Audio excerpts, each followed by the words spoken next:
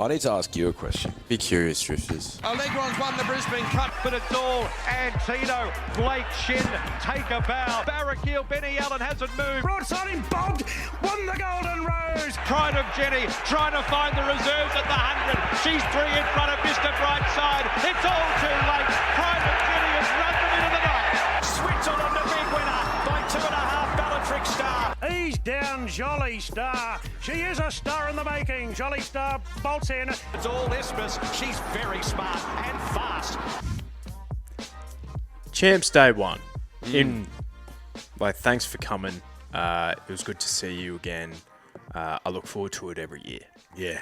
What a great day of racing. Yeah. Juicy from start to finish. There was no dry bits. No. So much juice. Yeah. Love a bit of moisture, including in the track. Yeah. Genuine absolutely. good 4. Started off soft 5. Pretty much exactly what we were saying on Wednesday. So that's why, you listen to us for free, no less. Yes. But what was your general musings on the day of racing? My general musings. Personal punting aside. Oh, yeah. Yeah, no, I've still yet to get over that. I think we have some emerging superstars that has me up and about and very, very buoyant about our racing. Because I think, yeah, it's fair to say the last probably 18 months has been a bit of a lull. Like since the retirements of the Very Elegants, the Animos, the Nature Strips. Alligator Blood's been off. Blood? What? And he shored up our weight for age ranks. He made sure there was a genuine tempo. There were some races yesterday which probably should have had a more genuine tempo in them, but my point is that there's some horses over the last couple of weeks have really started to put their hands up, which is good. In the 3-year-old filly variety? Yeah, could be the best crop of 3-year-old fillies we've had in our time. Would you say that more so from a miler to staying type? Because I think that's where they're excelling. Yeah. In particular. Yes. Like Lady Shenandoah will be a good sprinter, I feel. I think she'll be the Jolly Star type. She will have, in my opinion, probably Chris Boller's slot in the Everest. Yeah. Jolly Star's a bit too inconsistent, isn't she? She's very inconsistent, but she's that type who can stretch out to 14. As I said to you yesterday, she's a 4-year-old mare. She's yet to enter her 5-year-old season where she'll probably turn into an absolute brute of a thing. She probably would. She probably will. And she's pretty lightly raced as well. Yeah, super lightly raced. Yeah, I'm super excited about him. Like, Aliana was so good yesterday. Like Autumn Glow, what could she be? Treasure the moment. Just put her hand up like a good horse and hated the deck, but just got the job done during the week in the vinery. Tell you what, that Belle Detel looked like her three-quarter sister in Very Elegant. Similar head carry, similar tiny little frame about her, but tell you what, I don't think Treasure the Moment at $1.70 has the Oaks sewn up. What's the weather looking like? It's a good question. Sydney weather forecast. Mate, it's fine. Dry. Really fine. Dry. Belle Detel. To be able to do that first up off a spell, what was she? She wasn't. It wasn't quite a spell. It was like 5 weeks between runs, 6 weeks, which I guess you could call it a spell. But 2,000 meters, that's a filly. That's a genuine stayer. And I thought the horse that ran second, Polymnia, who I was on, I thought it was a great run as well. Market loved her. Yeah, I thought it was a really good run. Lady Shenandoah's obviously already spelling for the autumn. God. Like Belle Detel at $10 in the Oaks, where Treasure of the Moment's $1.60. Belle Detel, $2.30 current price in futures markets with good people in there. It's like 1x3. Well, that looks like a play to me. Yeah, you don't have to look too far back to to see like the Adrian Knox form or the because I'm pretty sure the Autumn Angel, sorry, she ran in that race. I'm pretty sure, and just lost, but she was carrying like 60 kilos because it's a set weights and penalties race, and then backs up a week later, and she wasn't like $10, but she certainly wasn't the favourite in last year's Oaks, and because they had Orchestral who'd brained him in the Vinery, and Zardozi, who was the VRC Oaks heroine, but the quick backup for Autumn Angel just got the JD. So who knows? Maybe the win on the Vinery busted up Treasure of the Moment a little bit because it was a heavy deck and she wouldn't have liked it. But $1.70 is awfully short. I won't be playing at that price, but like, hope she wins. It's just good to see good horses win races. And I've really got to think for Matt Laurie at the moment. Bit of a man crush. Well, should we go through Let's just go through in race order, I reckon. Yep, let's do it. North England. Pants stay brown because you didn't wipe out, mate. With North England, your pants are brown. You don't have to wipe. It was close. Yeah, he was. He did what he needed to do for me. Doesn't matter how far. I forget what price he was on Wednesday. I reckon he was around that 320 to 350-ish mark. I think there was some support earlier in the week, and then he was friendless. About 10 minutes out. He was on the drift big time. Started 390, but just got the job done. I don't think bit of a casino vibe with him. Oh yeah, could be. But you're right. He run short in the slipper and he ran well. Speaking of musings, like I do think it is an average crop of 2-year-olds. Absolutely it is. But, I reserve judgment until they enter their 3-year-old season because some can sort of come out of nowhere and be really, really good. Aliana, we didn't see her as a 2-year-old. Yeah, exactly. So they're a bit average at the moment, but who cares? It's not like they're wait for age horses at the moment. And I think a reflection of that is the fact that, you've got Bezgar, who, from the Freedman stable, Anthony and Sam Freedman, who started at the same price as North England and only had one price start. Like, you can't tell me that any other year that would be the case. Depends on who's come through. In the kindergarten say it's almost like a consolation prize for the slipper though, and usually it's pretty handy race. Like during the week we spoke about some of the previous winners, some pretty good ones in there. I just think it's a reflection of the fact that the market, the punters, they're trying to find okay, who's going to stand up for these 2-year-olds, and maybe the best one hasn't even debuted yet, and they're trying to find the one that's the best one. But no, that was good, tough win.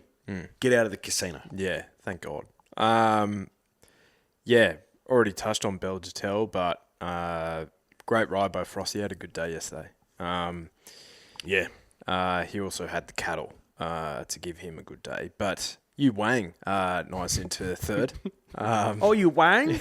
She was good. Polyamnia was very good as well. My on-top selection, Inevitable Truth, friendless in the market as well, out to $18, but bleeding from both nostrils can possibly help. So definitely not. Definitely forgive there. But I think, the first few past the post are the ones for me, if you like this form line. Yes, I think so. Now, we were musing about Al Kents, and we were I wouldn't say grade up. I think we were just like, is it that obvious? And it turns out it is. Even more so. She's just a brute of a thing. Carries 56.5 kilos, so essentially 58.5, given the mare's allowance. Yep. So effectively top weight. And she just goes out there and goes like, you know what? None of you can go with me. You actually can't sit with us. Yeah. You cannot sit with us. You can't sit with me. Good day for Greys yesterday. Yeah. Shout out to the Greys. Mate, she got further away from him. And TC was like, job done at the 150. So Birdman was running on, and I think he'll get better out to 3,200 for sure. It was a great run. But he also had 53 kilos. She had 56 and a half. He's a gelding. So, like, there's going to have to be a serious change in form for her to not win the Sydney Cup. You know what I mean? Like, 3,200 is a different beast. It is, but there's nothing that suggests in her last two performances that she's not going to get even better out to 3,200 metres. All right, let me have a look here. LL Cants. So she has 52 kilos in the Sydney Cup. Surely she'd get a penalty for that, or is it? I'd say they're exempt races that she's been winning. Potentially. I don't know. The last one, she got a penalty for that. Right. Well, I'm looking at Racing Australia right now. So unless there's a... Racing Australia website. Yeah. Girl. Yeah, she's got 52 kilos at the moment. Oh, if that's the case, and even if she gets a penalty for this race, what would it be? Birdman at 50. Okay, so she meets him better, 1.5 kilos better otherwise. She's going to be incredibly hard to beat. Incredibly hard to beat. Makes her own luck up on speed. Like, is she a Cups horse? Like a serious Cups horse, potentially. Like, in terms of, we see that there is some horses that you can kind of draw that line, right? So Valiant Kings run in Caulfield Cups, potentially Melbourne Cup last year. Athabaskan has, been on a Cups path before. Manzois, Francesco Guardi's been, well, they tried to, but he never makes the field. So there's some sort of like yardstick there. So if I'm comparing her to like the tippy top stayers in the country, right, over the past 3 to 4 years, like I don't think she's quite at the stage of a Very Elegant or a Without a Fight, but that grade of horse isn't here currently. No. So it's based on the international stock that we're getting. Absolutely. And we've been talking about, a lot of these staying types. Most of them seem to be coming out of Chris Waller's stable. He had 7 horses in that race. They take turns, and no one really puts their hand up. She's the one who's like, no, these are mine, bruh. All right. Here's the good local comparison. Zardozi. What would you prefer? What you've seen out of LL Cants, albeit probably an inferior grade, but she's doing it at the more suitable distances. Whereas Zardozi, she's more that traditional, almost like Bart Cummings path. 14, 16, 2024, then just get a ton of runs under her belt, and you basically only want to back it once a prep. Yeah. LL Cant's 270 in the Sydney Cup market. Zardozi second favourite 5s. No, Zardozi for mine is... She ran 4th in the Melbourne Cup. Got beaten by Knight's Choice and the likes of... like That's different gravy that we saw yesterday. Zardozi's not doing that. She's not doing that. So... Yeah. Like, Akita Sushi ran 3rd. I think LL Cant's, depending on what weight she has, beats home Akita Sushi. You know what I mean? Yeah, absolutely. No, that's different gravity. And a mare in that sort of form, it might not translate for her again in the spring. But you just got to... If you're getting black odds for her in the Sydney Cup, I'd take that bet. 270. I'd take that bet, absolutely. Absolutely. Especially if she's 52 kilos. Wow. Absolutely thrown in. Yeah, it must be ballot exempt, that race. I guess we'll find out. So, But even if she had up to 55 kilos in the Sydney Cup, I'd still back her because she's dropping some weight. Especially, yeah. I'm seeing, like, there's some horses that are nommed for this that are just not going to go there. Like, La Creek will not run in the Sydney Cup. No. She's 5th in the order of entry, Like, Desert Hero's 9th or in the order of entry. He finished 2nd or 3rd last. Yeah. LL Cants is just a staying throbber on the rise. Really good to see. Any others? Yeah, no. They're all pretty average, aren't they? Yep. I was getting a real case of cold feet about Swift Falcon. The more I looked at it and the more I saw his price coming in right in the 2 minutes before the jump, I was like, we just know where this horse is going to get to. And I think the track yesterday played really fair. Really fair. You just didn't want to be hard against the fence. Yeah, you just didn't want to be against the fence. Yeah. But that's pretty typical. Yeah. So depends on the day, but so I think if there was enough tempo put into the race, like with some tiring on-speed horses, you could definitely run them down. Now, Swift Falcon got within 2.2 lengths, but Evaporate just got too far out of his ground. And Tyler Schiller said that about 800 from home, he tried to give him a bit of a dig, and he was dour. So I think Swift Falcon has a bit of the I'm not going to try today about him. I don't know. I just think it's impossible to win a horse race when you're 15 lengths off the leader. Yeah, in a 8-horse field. Like, I thought that's where I get confused in the post-mortem, for lack of a better term, when I'm looking at this, right? Because I'm like, where did I go wrong? Because the horse I was really afraid of was Evaporate. And I was like, do I switch over like real late? Just because I know where he's going to be in the run. I know. And it's a high percentage play. But I thought the thing that made me go like, you know what? Swift Falcon, I'd probably back him into Doncaster. And if he was there. And 8-horse field, he's only going to be 4 lengths off him. But that wasn't the case. What the hell happened? Wasn't the case. Yeah, caught napping. But he does that. You can't get that far back. Yeah, but I don't know about the whole he was dour thing. Like, if Tyler Schiller's saying that, like, what do I know?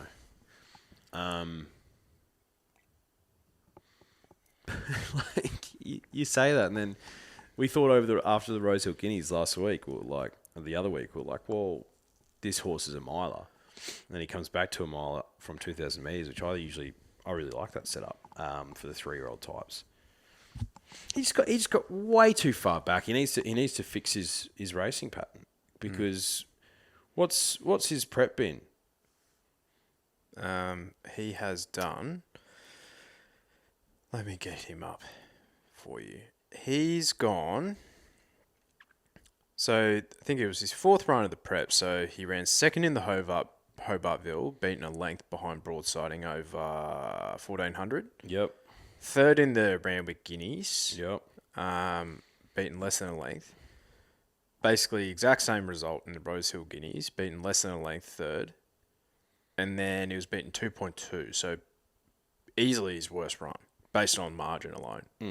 And easiest contest he's competed in, and his price suggested that. He was $2. Firming into $1.80. With, unfortunately, my money on. Yeah. So, clearly the horse has loads of talent. 11 starts. He's only finished outside the top 3 twice. He's by exceedance. So I'm sort of looking at Swift Falcon. I'm like, sometimes like a horse like that who just launches from the back of the field in those middle distance races, just maybe you want to keep him a bit sharper. Maybe he is a sprinter miler. Maybe he's more like a private eye type, where probably not a good example, but I don't know. I wouldn't mind next prep just maybe trying to have a grand final for him that's like 14. Run him over a sprint trip. I don't know, just a horse that can peel off those sectionals. Like, those sort of closing like 3 furlong sectionals are like Fangirl-esque. And I think Fangirl's better over 14 than she is over 16. And all because they run on really well over 2,000 metres or over a mile doesn't necessarily mean that's the best distance for them. I don't know. Because otherwise, what's going to happen? What's going to happen in his 4-year-old season? He's going to do the exact same thing. He's gonna run on super every single start because he gets too far back. Yeah, well, try him as like a Santana Lane. Yeah, true.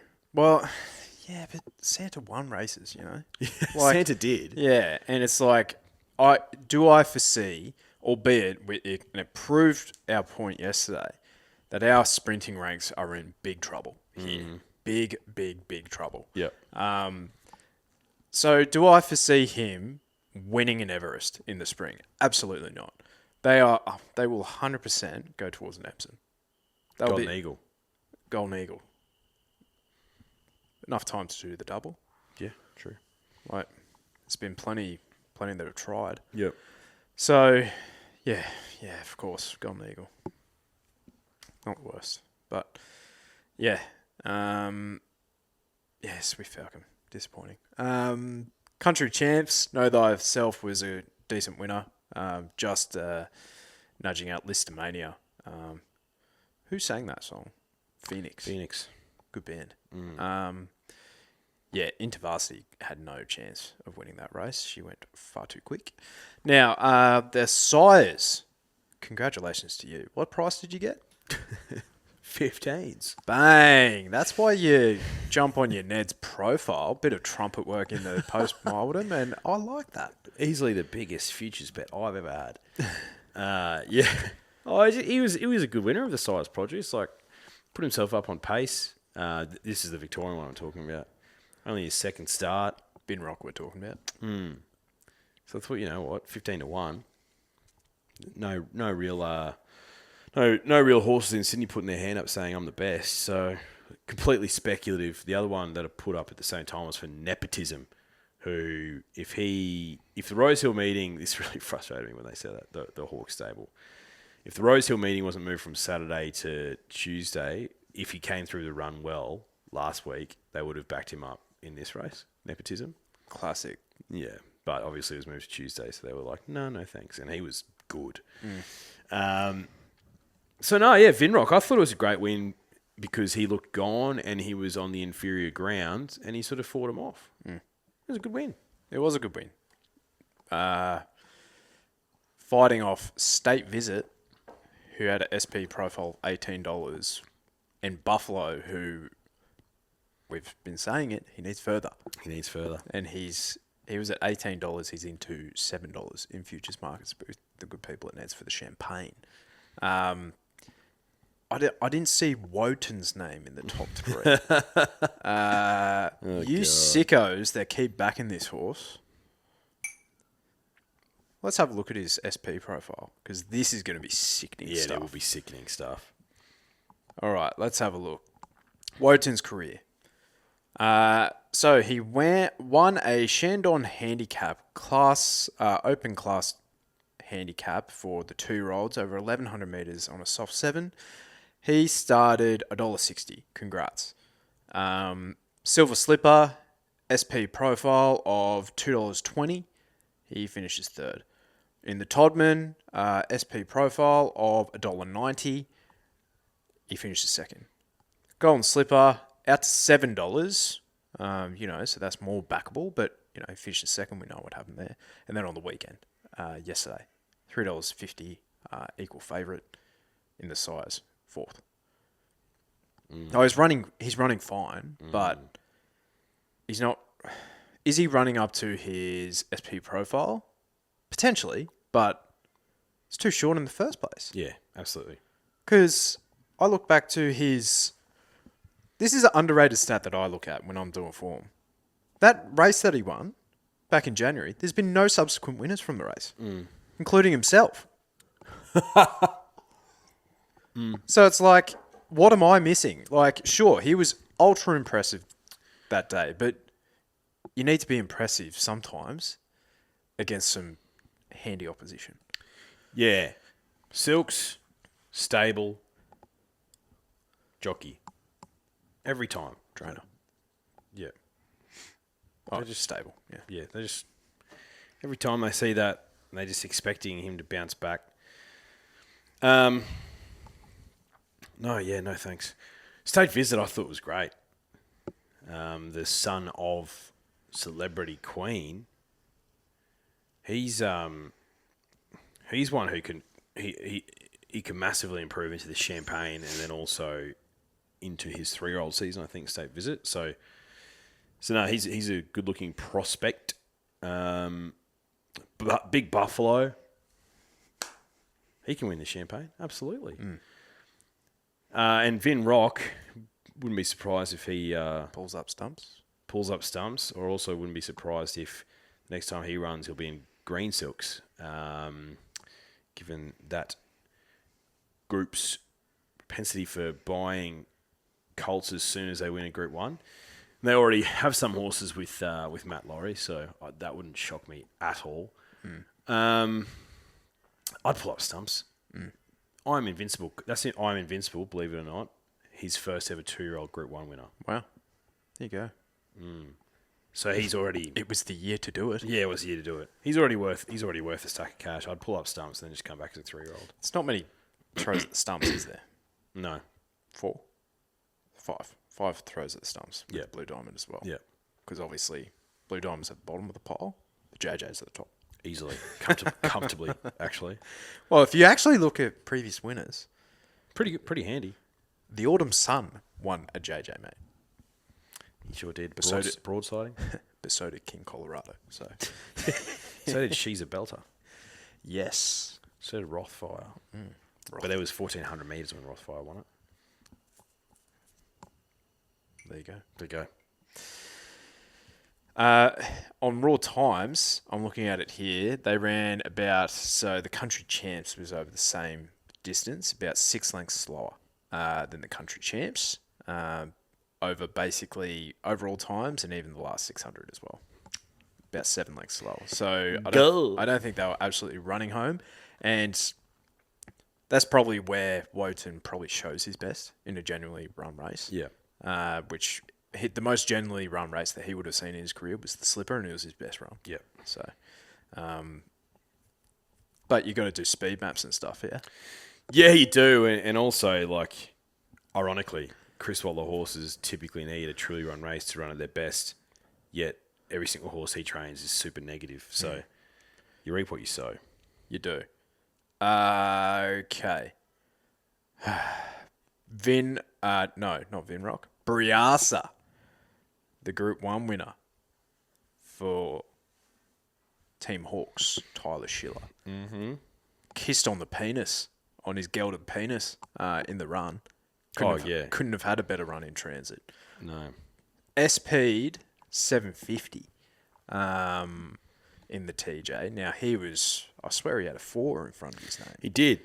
On Put my Wednesday. hand up and say I couldn't believe the price. Didn't make any sense. Well, that is a significant blow. it is, yeah. So he's theoretically gone from, what would you say, a 20% chance of winning in the eyes of the bookies to what, Like 15% chance, yeah. That's pretty significant. Yeah. But I'll put my hand up because I was on him in the Galaxy. and he ran super against the pattern, albeit over exaggerated. It's too far back. Switched the runs. He had the perfect run in transit. He was fantastic, but I think it asks more questions than it does deliver answers. Yeah, it does. There was less than 5 lengths between Briasa and She's an A-lister, who ran last. You typically see that in handicaps. Yeah. Yep, absolutely. She's an A-lister is a benchmark horse. So there's only 5 lengths separating a TJ Smith winner, and a benchmark horse. But there were so many flops in the race for mine. Like, Briasa was fantastic. Overpass does what Overpass does and give you a run for your money and almost won. Headwall has been super this prep. So, he's ran well in every single race he's been in. And I was talking to you yesterday about the fact that, though, like, it was only in the spring. We're talking 6 months ago. I backed him in a benchmark race 1 at Flemington down the straight over like 1,000 metres. He was a big price that day, and he got beaten a lip by Moby Dick. Moby Dick. Yeah. And I know geldings can, like, any horse can improve, but you cannot tell me that this horse is a Group 1 weight for age horse. Not in our sprinting ranks. That's the point. Typically. sprinting ranks, right? Yeah. That's the thing. Yeah. And it's like you typically see this with like, say, a Shelby 66 jumps out of the ground on possibly the wettest autumn we've ever seen. Yeah. And he was the best wet tracker. Yeah. Like, sure, I understand that. But that's a flash in the pan sort of stuff. Yeah. Like, Headwall arguably should have gone closer to winning the race. Yeah. He was held up for 300 metres in the straight. Absolutely flew home. Jimmy Starr, holy shit. Jimmy Starr was a fantastic He run. was outstanding. But he gets too far back. Like, but then you look at Kaimochi, right? She ran super. 3 wide, no cover the entire time.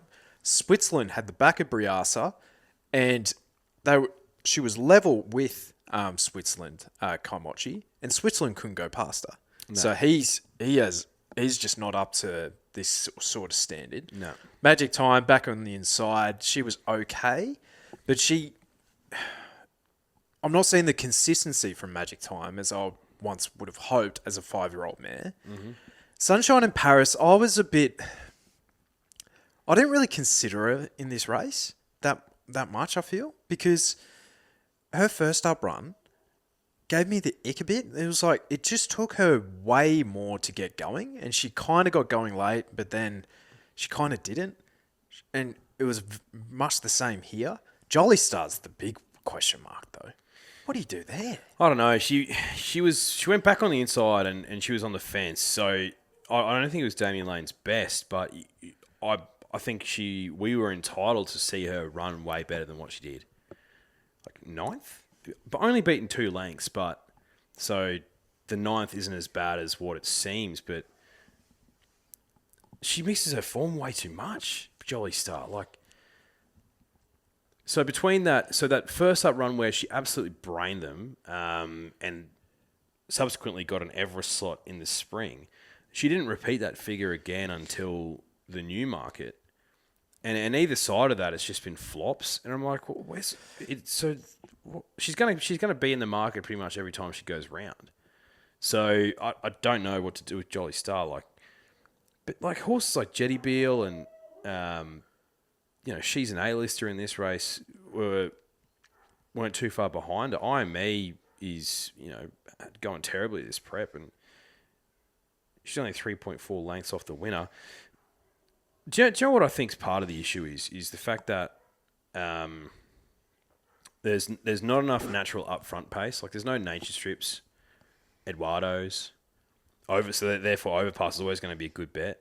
But also, and I was talking to you about this, I was probably mentioned this on the podcast a few times, but Jimmy Starr, we know he can stretch out to 1,400 metres. Kaimochi, we know she can. Magic Time, Switzerland, you could argue. Sunshine in Paris, Jolly Star, Traffic Warden, all in this race. They're not, for me, traditional, genuine 1,200 metre horses where they start their prep at 1,000 metres and they go up to 1,200. Most of these started their prep over 1,300 metres. Briasa won a Hunter over 1,300. Yeah.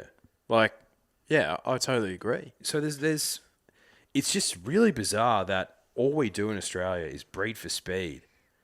And we're now probably, a good 2 years, I'd say, maybe even 3 years. Whenever Nature Strip retired.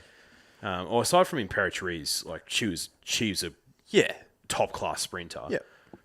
There just hasn't been a group of sprinters that you can genuinely say, oh yeah, that's a Group 1 weight for age sprinter. Bella Nips, yeah. So, been flash in the pans, and again, it's like, does a couple of seasons of being at the top of your game equal, is that enough for the average punter? So I'm thinking of, the last 2 winners of the Everest.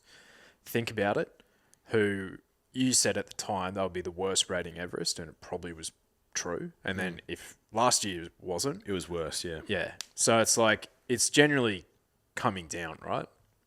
And, but think about it, a Kingsford Smith? Yep, Stradbroke. He won a Stradbroke and he won an Everest. Yep. Bella won an Everest, she won a Tats Tiara. Ran second in Stradbroke. Yeah. So it's Queensland. Tell you what. But we just don't have the same standard of horse come through. Yeah. And looking at the 2-year-old ranks, And even the 3-year-old ranks for the sprinters, like I don't think we have them coming through either. The Coolmore stud on Derby Day is the best possible race for 3-year-old sprinters. And the top 4 out of that race, Switzerland, he's done. He'll go to stud now. He's done. Bellatrix Star is injured, to be fair. So she could have improved even further because she just kept going like that. So that's a bit of a shame. But Growing Empire, what the hell? We went through this. Yeah. There's been one subsequent winner Yeah. from the Coolmore, and it was Enriched. Yeah. With all due respect, probably a good Group 3 style of sprinter, I'd say. Would love to own him. Yeah.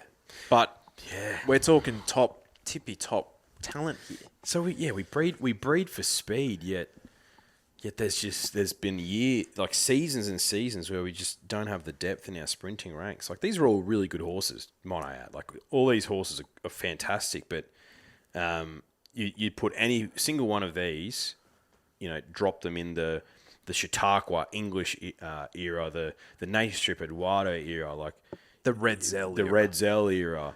Santa Ana Black Lane. Imagine what Black Caviar would do to this lot. She'd start at $1. Yeah. So they're just nowhere near that at all. But at the same time, it is what it is. So yeah, we've got a bit of a lull in our sprinting ranks, but it could be within 6 months, 12 months, we could be looking at it being like, Jesus. Briasa, fantastic win. I was so wrong about him, but I'm glad because he's a 4-year-old gelding, super lightly raced, and got the dream run in transit, but he's a 4-year-old gelding. He's going to keep doing that. Giga Kick, I see he's back in work. Giga Kick, that injury is just such poor timing because I think if he never had that extended spell and kept doing what he was doing, he'd be braining these for fun, braining him. So hopefully he comes back and is back to somewhere where he should be. But yeah, but you also think about it, like you said, came out of nowhere to become like a really consistent sprinter until he wasn't when he tried to be turned into a Queen Elizabeth horse. But weird race, whatever. All right. So the market that I want to look at, right? So if the Coolmore's the best 3-year-old sprinting race that we have, the second best is the Arrowfield, which is next weekend, day 2 of the Champs. Autumn Glow's $1.70 favourite. That summarises where our sprinting ranks, especially for our 3-year-olds, are at. I will be absolutely livid if Chris Waller tries to make her a sprinter. Livid. She's not a sprinter. No. She's just a really good horse. Yeah. She's a Cox Plate horse.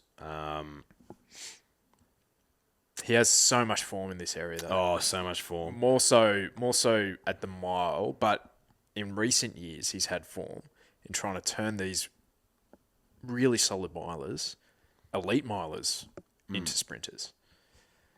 Yeah. Honestly, the one he should have gone down this path with is probably Fangirl. Yeah. Probably. Am I wrong for saying that? No, you're not. No, not at all. Autumn Glow won't be in a Cox Plate though. So she'll be in Golden Eagle. a Golden Eagle. Fuck. Honestly, that race, it is a great race each year, right?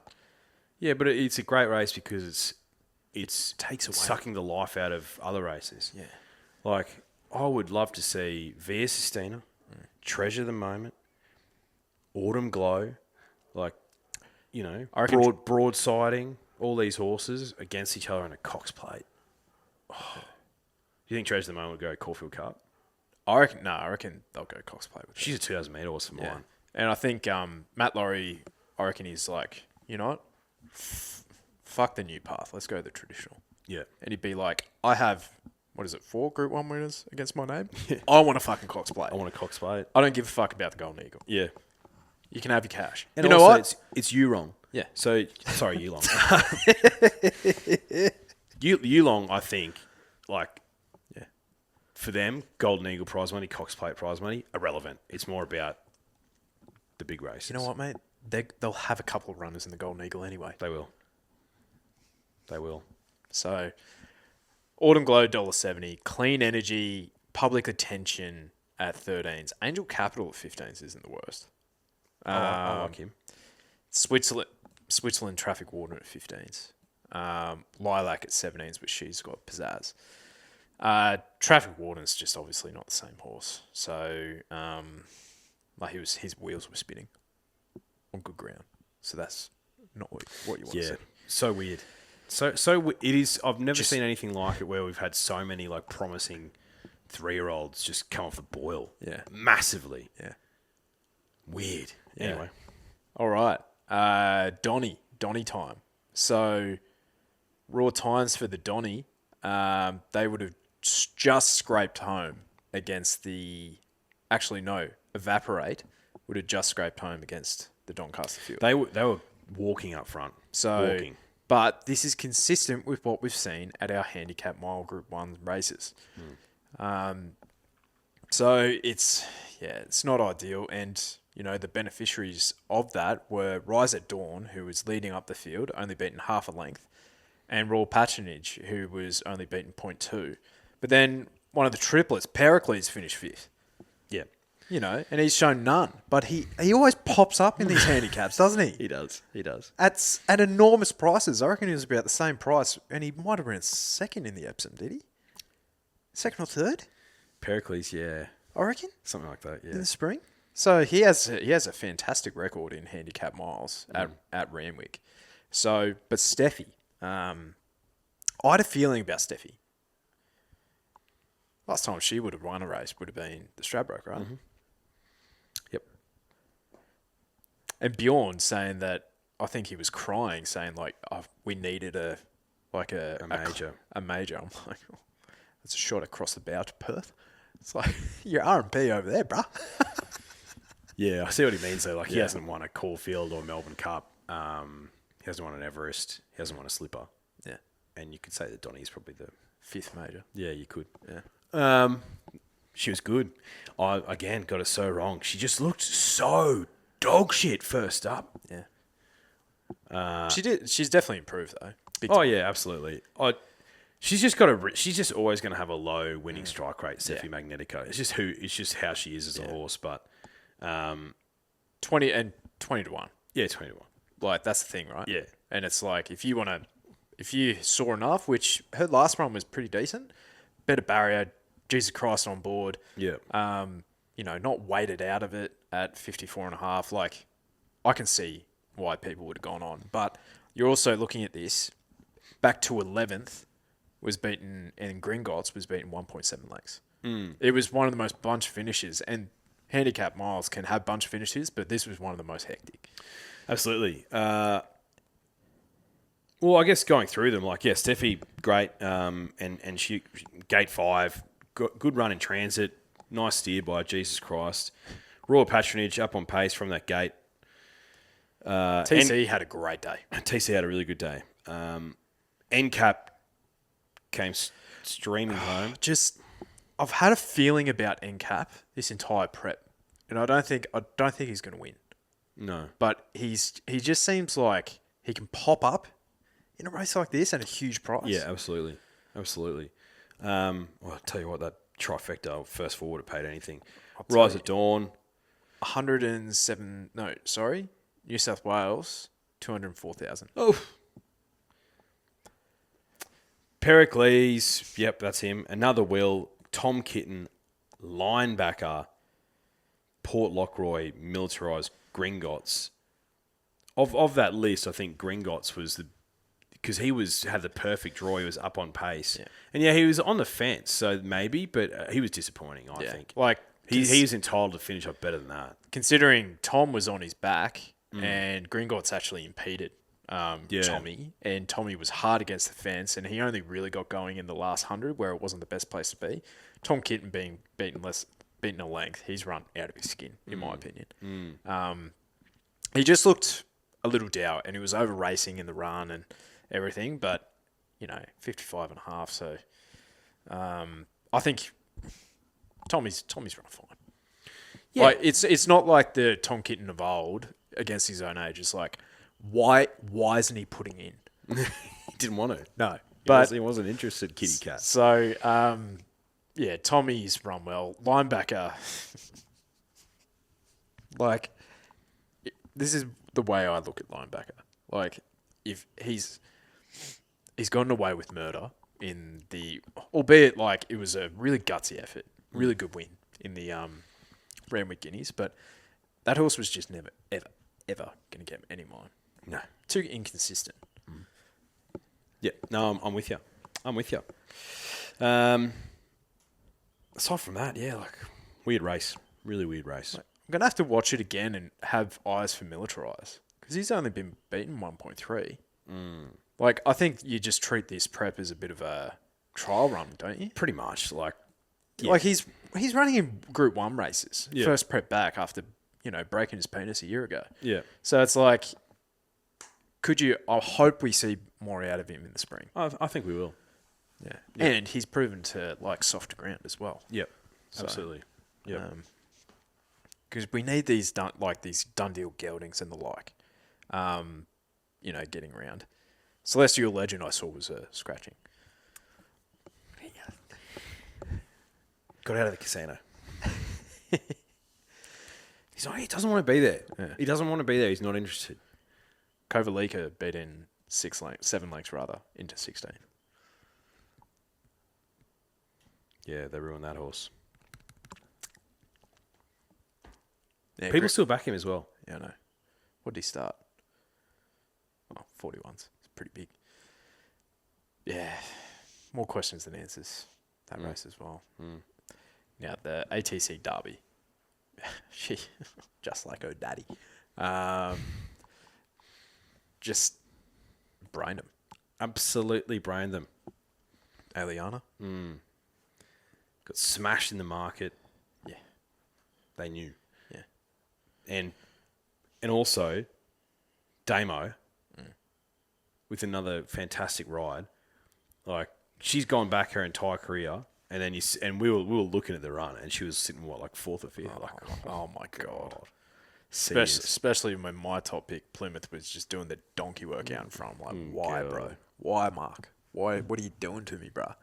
But he wouldn't have beaten her anyway. She literally could have come from last and still won. Yeah. She just, as the race got further, she just got better. Like, that's a staying filly.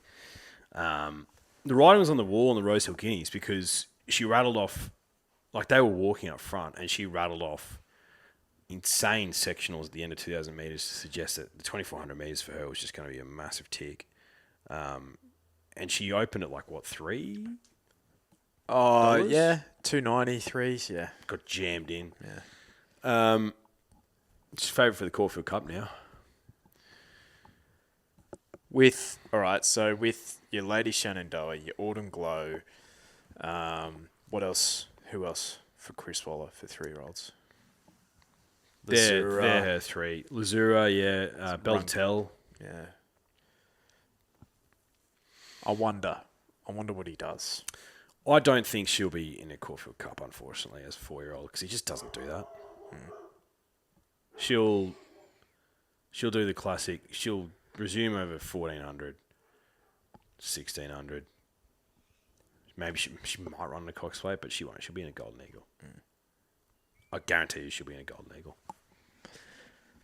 And it's a shame because that suggests to me that she should be doing the Zardozi prep. The 4-year-old mare Zardozi prep. And yeah, she might be a year away. I think if he's gonna have one, could be her, but it depends what Belle Dutel does next weekend. If she comes out and is just as impressive, it's like, all right, who's shown more over, like, say, the mile distances so far? Probably Aliana. So it's like, and if she's proven that she can do it against the boys, who's to say that she can't do it in Golden Eagle, which is basically 3-year-old set, conditions anyway. So it's then do you go Belle Dutel into a Caulfield Cup where her 3-quarter sister won one. So Was VE 4 or 5 when she won a Caulfield Cup? I reckon not 4, I don't think. Yeah. I reckon 5. Yeah.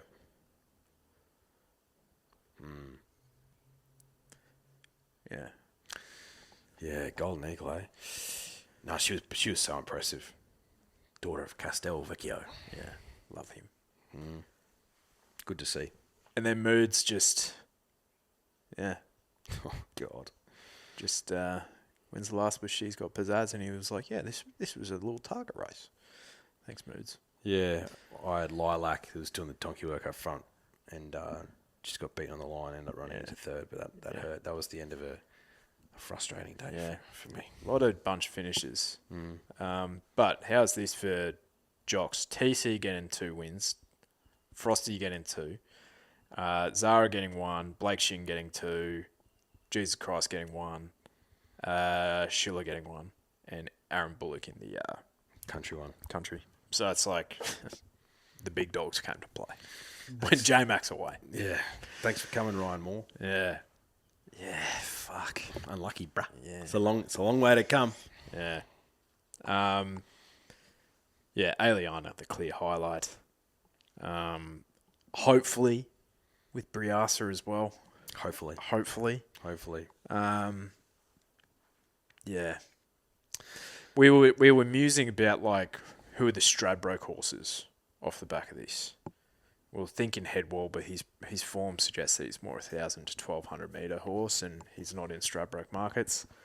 So, yeah, hopefully there's something that really pops up. Like, what's the current like Steffi Magnetica of last year? You know, is it Gringotts? Not Gringotts. Who finished 4th in the TJ? Jimmy Starr. Yeah, is it Jimmy? Yeah, I'd love to see Jimmy come up for a Stradbroke. He could definitely win. Yeah, definitely. Steffi's a bit of an interesting one though, because she was a 3-year-old filly. I know. I feel like the Stradbroke is, it's all about timing. Like, well, most races are, obviously, but it's just you got to be doing this. You got to be really, really good to be established and win a Stradbroke, because usually the weight scale doesn't help you. But could we see Autumn Glow go to a Stradbroke? No, I don't think so. I think she'll run in that Arrowfield thing like Jolly Star, and then she'll be spelled, and she'll come back in the spring, and she'll be targeted towards Golden Eagle. I wouldn't be surprised if we don't see Autumn go over 2,000 metres until the end of 2026. Don't manifest that. Yeah, it's a shame, isn't it? Mm-hmm. It's like one race taking away from everything else. It's not good for the sport. No, but also like, you know what we need for it, and it's kind of trending in that direction, is we need almost like a guarantee that half the slots are going to be filled by internationals. If we have that guarantee, then you're going to have all the dross like kind of filtering out, and you probably have some of the good ones. It's like, you know what? Let's go back to the traditional path. Yeah. Especially if you have, say, of the 10 slots in Australia, if you had 4 to 5 of those slots as like winning you're in, then I feel like that kind of fixes the problem a little bit. Potentially. But if the Golden Eagle was brought in any earlier, like, we wouldn't have had that. We wouldn't have had 4 in a row. Because in 2015, after, Winx was a 4-year-old mare when she won the Cox Plate in 2015. Imagine if we didn't have that because of the Golden Eagle. Because she would have gone there 1,000,000%. Well, she'll be the last one. Yep. 4 in a row. Never happen again. Never happen again. 4, 5, 6. Yeah. You're not going to win a Cox Plate as an 8-year-old, are you? Oh, you could, but probably in a bad year. Yeah. Like, you're probably more likely to see a gelding do it. Yeah.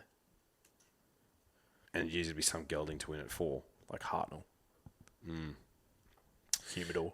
Alligator Blood's 8. V Sistina she'll technically be 8 for the Cox Plate this year, but she's a Northern Hemisphere horse, so she's 7, really. So I think it's possible, but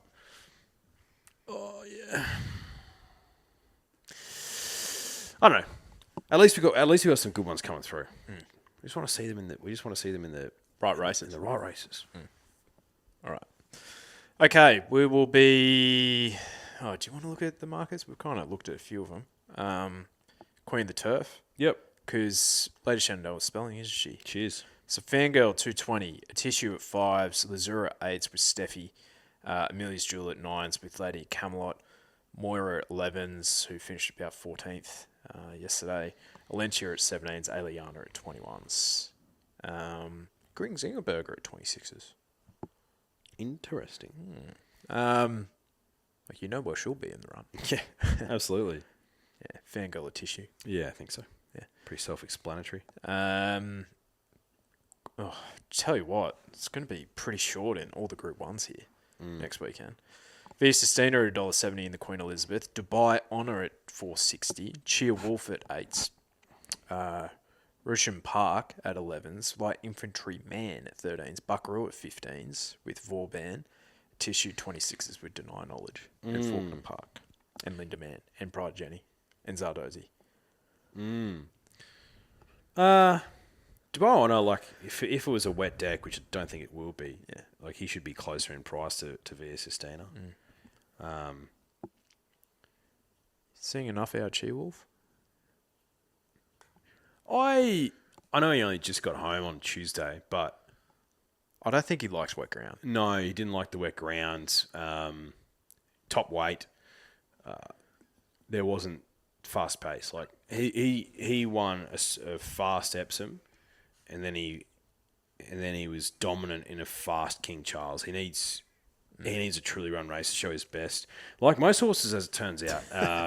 Cheerwolf. Same with Via Sustina in the Cox Plate. Yeah, she needs a truly run race to show her best. So I Pride Jenny would be fantastic if she was at the Queen Elizabeth, because you probably so she's still in the market. Yeah, she is. Like Light Infantry Man, he was phenomenal in the Australia Cup because he got a truly run race. He was able to show his best. So, well, if Deny Knowledge is heading here, and say, she's about the only one, is she? Linda Man, but he's not really a pace setter. no, He's more of a let me just steal some sectionals up in front type of operator. yeah, he is. He really is.